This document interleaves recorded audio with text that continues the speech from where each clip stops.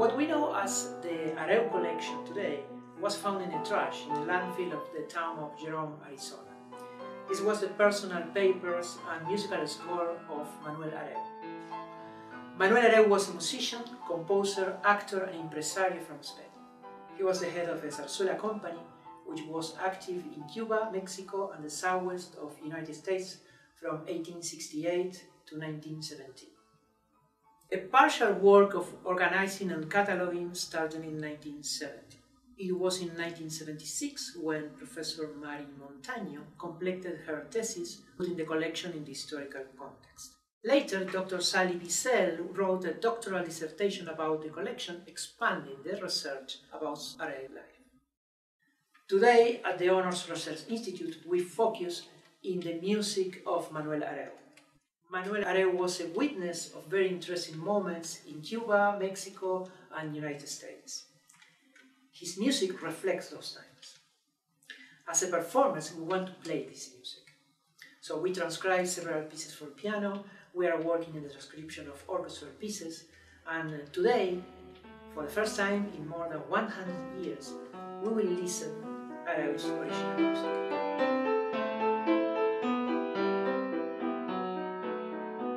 Manuel Areu grew up in a family of musicians. At an early age, he traveled throughout Spain with his father as he performed at music theaters. He received a violin from his father and he received piano training from his mom. At the age of 11, he began his formal training. It's not really surprising then, because of his musical background, that he decided to make his own compositions. His first piece, Dolores, which he considers his opus 1, he wrote in his early 20s, around 1868. The piece itself says a lot about Areu's musical background. There are stylistic choices, such as the piano, which mimics a Spanish guitar, and there's also things that indicate his level of maturity and skill. Now, in 1868, there was a political unrest in Spain as the people were revolting against Queen Elizabeth II. Areu's family had received a contract from a theater group in Havana, Cuba, and so his father formed a theater group in Spain, and they embarked on a trip to Havana, Cuba, where they also found political unrest from the fight for independence from Spain. Manuel Areu's compositions consisted of work for both the theater and the salon. While his works for the theater were generally orchestral pieces and somewhat complex, his works for the salon were very simple, often only piano or piano vocal scores. Recuerdos de Tlacotalpan is a perfect example of his salon work. A piano solo, it is rather unspecial when compared to his other work. However, it does contain one unique aspect, a date stamp. From that stamp, we can place it in 1874. Areu traveled extensively to Cuba, Mexico, and possibly back to Spain. The influences of these places are seen in his music, both in titles, which often reference place names or political events, and in the musical styles themselves. One example of this, as seen in Recuerdos, as well as the Cuban songs Madre Mía and Ante Cristo Yo Recé, is Afrocubanismo.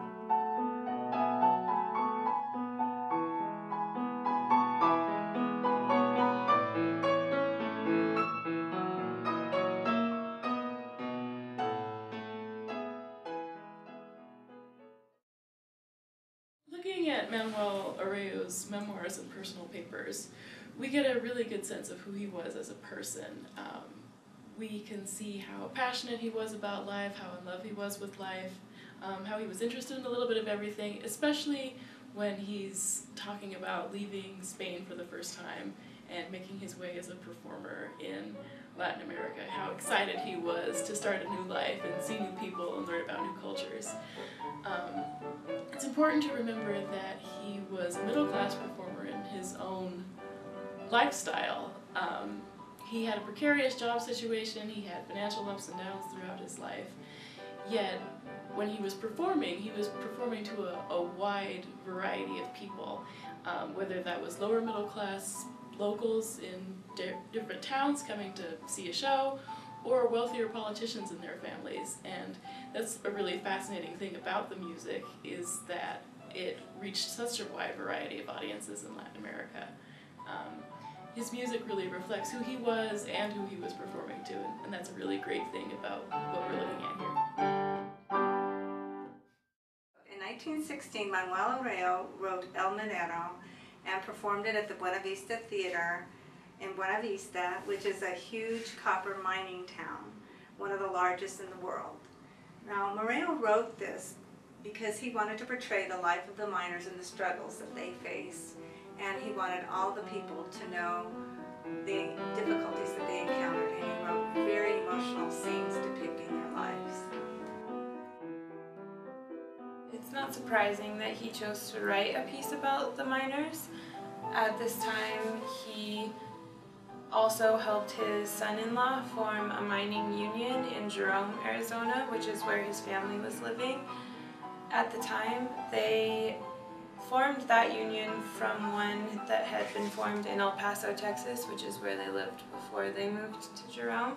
So one would assume that Arreo saw these struggles of these people in his day-to-day life and was inspired by them and chose to present them in a place in which it would be heard from a massive amount of people, such as Buena Vista, which is a huge mining town in Mexico.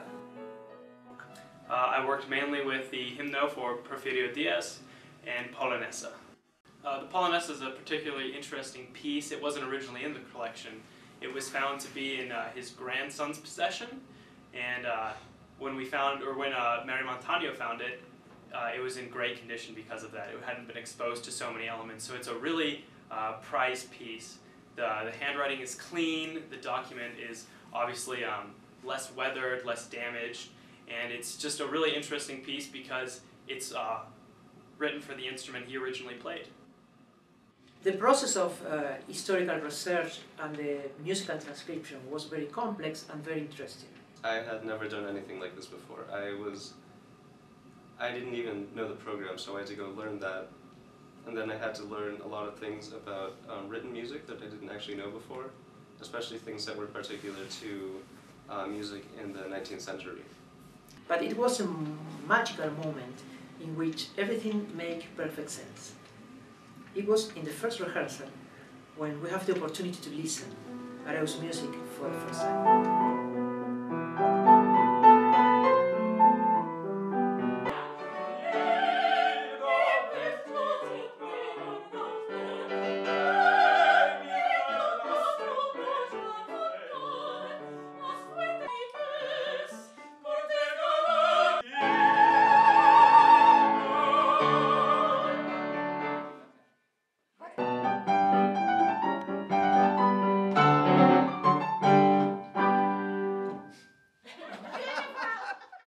Overall, I'm very excited to be able to give this product back and to let this music once again be played and heard.